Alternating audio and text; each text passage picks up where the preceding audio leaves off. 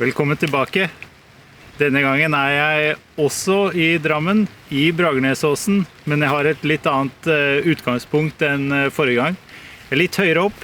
Jeg startet ved Landfallstjern på Devningssida, hvor jeg skal nå gå innover en sti som heter 5-minutteren. Men tro meg, den er ikke bare 5 minutter, den er i hvert fall 10, hvis ikke 15.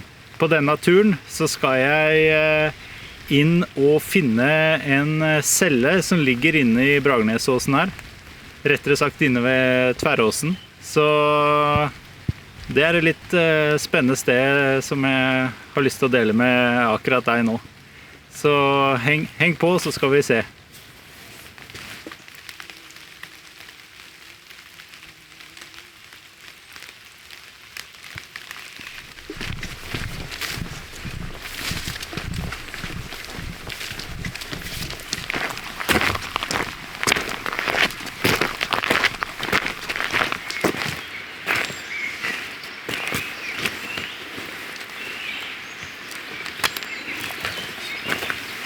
Hvis du går her på 5-minutteren, så stopp gjerne hvis du har tid og se gjennom den steinreisa her.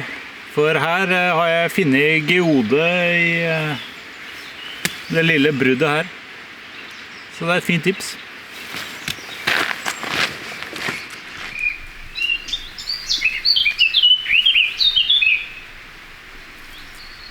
Svarttrosten er så fin.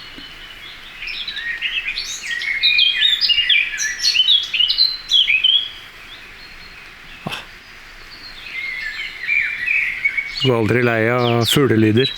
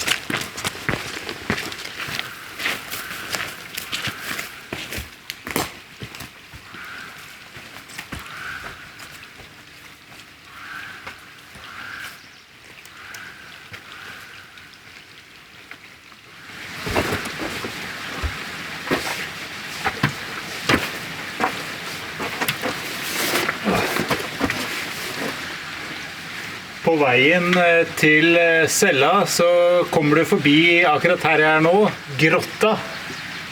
Det er en spennende plass her inne i skauen.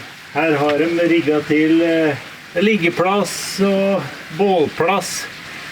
Så her går det an å kose seg mens det bøtter ned. Nå er det ikke så fryktelig langt videre jeg skal gå før jeg kommer frem til cella, men jeg måtte bare innom her og vise deg dette stedet. Fordi det er egentlig innmari stilig. Men jeg får komme meg videre. Klokka er 8:15 allerede.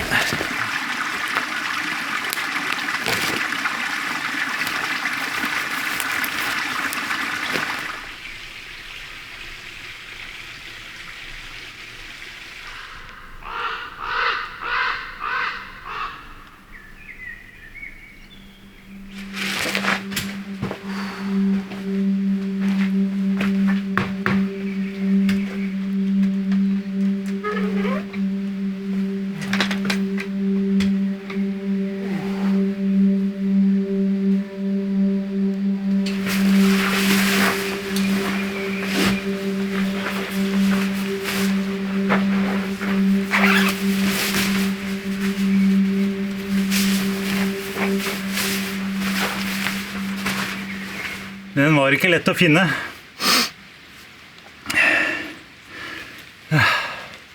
Jeg gikk feil, og så kom jeg tilbake igjen på samme runde jeg hadde gått en gang til. Og jeg var sikker på at han lå mye mer øst enn det jeg drev og leita. Men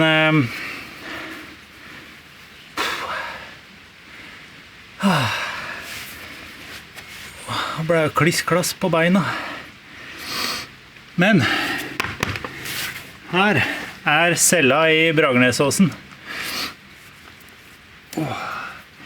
De gjemte den godt, altså, de gutta her. Jeg har ikke klart å finne noe spesifikk historie rundt cella, hvem som holdt til her, og hvem som brukte den, og hvorfor og sånt noe, men det skal være kanskje noen som prøvde å snike seg unna noe arbeidstjeneste, og eventuelt bli sendt av gårde som soldater. Og her inne det jo en pipe hvor røyken går opp inn i fjellsprekkene, sånn at det skulle skjules. Jeg brukte god og lang tid, og jeg hadde en sånn noenlunde peiling på hvor i lende han lå, men den ikke lett å finne det hjørnet her, altså. Men vi får ta en titt når vi her inne. Altså her inne gjemte gutta seg for tyskerne under 2. verdenskrig. Det var nok spesielt å sitte her inne og kjenne på hva som foregikk ute i resten av byen og Drammen. Men jeg må komme meg litt nedover og nærmere bilen. For jeg kan ikke ligge oppi her i natt og begynne å bevege meg nedover her i grålysninga i morgen tidlig. Det orker jeg ikke. Så jeg skal finne meg en teltplass litt nærmere. Jeg mener det noe som heter Sankevollen, så jeg skal prøve der en ganske fin slette, så jeg skal prøve å sette opp teltet der. Men det var gøy å finne den cella her. Så den var veldig godt gjemt. I hvert fall jeg som ikke har vært her oppe på en god del år. Det ganske mange år siden jeg var her oppe og tittet på den første gangen.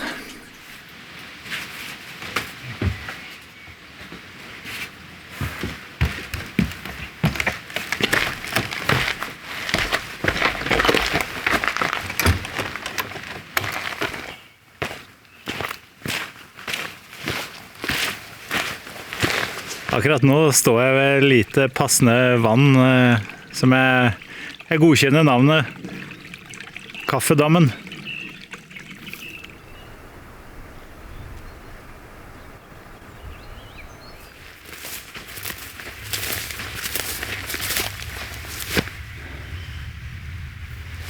Jeg sa i stad at jeg skulle til Sankevollen, men dette Myrsetervollen, det det heter her. Men det jo en fin vold det her også, så tenker jeg da setter jeg opp teltet, for nå klokka 22:37, alt for sent.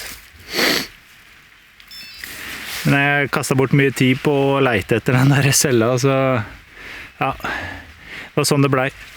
Men nå får jeg bare finne en fin plass, og så setter jeg opp teltet, og så må jeg ha med litt mat.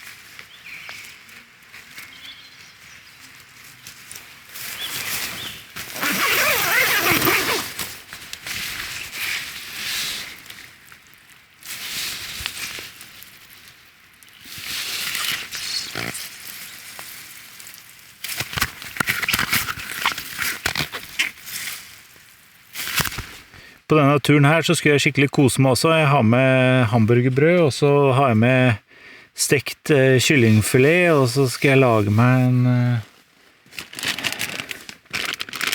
en middag ut av det da. Men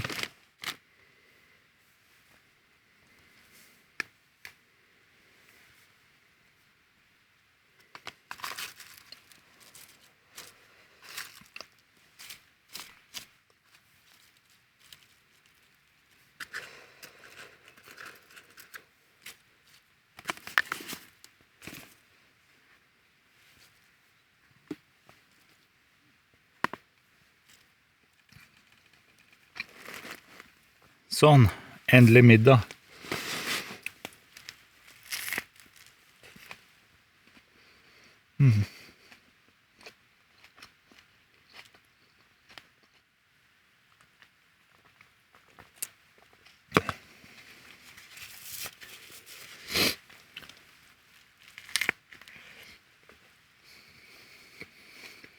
Det var godt med mat nå, altså. Det klokka 11:10, så da gjenstår det bare for meg å slå av lys og sove. Jeg har vel cirka 2 kilometer tilbake igjen til bilen i morgen, så da må jeg passe på å stå opp litt ekstra tidlig, sånn at jeg rekker å gå og komme tilbake igjen. For det er jo nok en ukedag i morgen. God natt.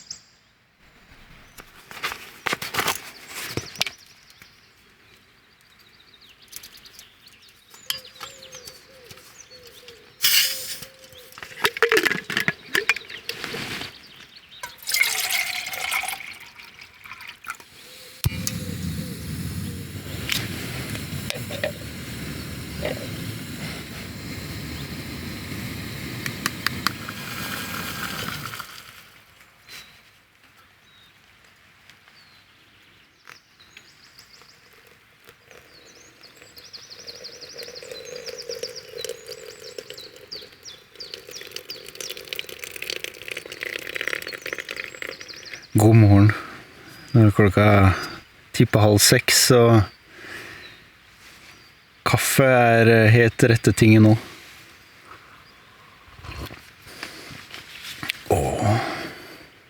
Så nå skal jeg bare nyte kaffen et par minutter før jeg må begi meg av gårde.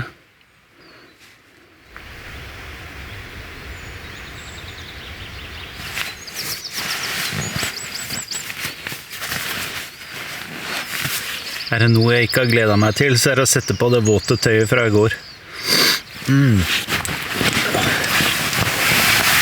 Skal heldigvis ikke gå med det hele dagen.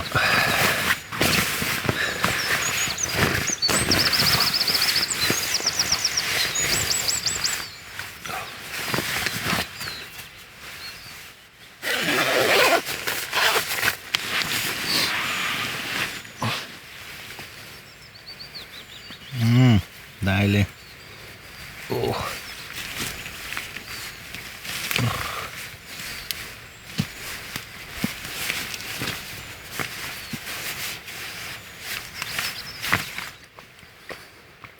Nå var kaffen perfekt også.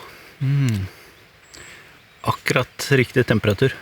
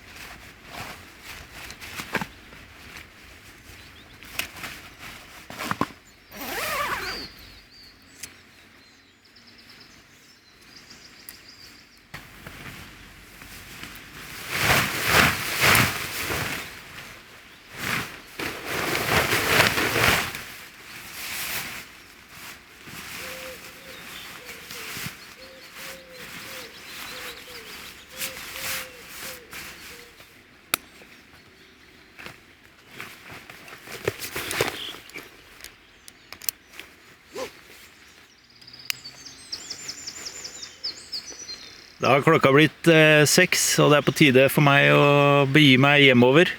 Jeg har jo den lille 5-minutteren å gå hjem, som han heter. Det er vel en 2 kilometer å gå, så jeg har bare tida av veien å komme tilbake til bil og få skiftet og dratt på jobb. Men jeg håper du har satt pris på det lille eventyret her, på å finne en cella inne på Bragernesåsen. Det var et lite øyeblikk jeg lurte på om jeg faktisk kom til å finne den i det hele tatt, men den dukket opp til slutt, så det var alright. Så ble det en liten kort natt her på Myrsetervollen, men og det var kjempefint. Litt mye knott, men sånn er det jo. Men da sier jeg takk for nå, og vi ses i neste eventyr.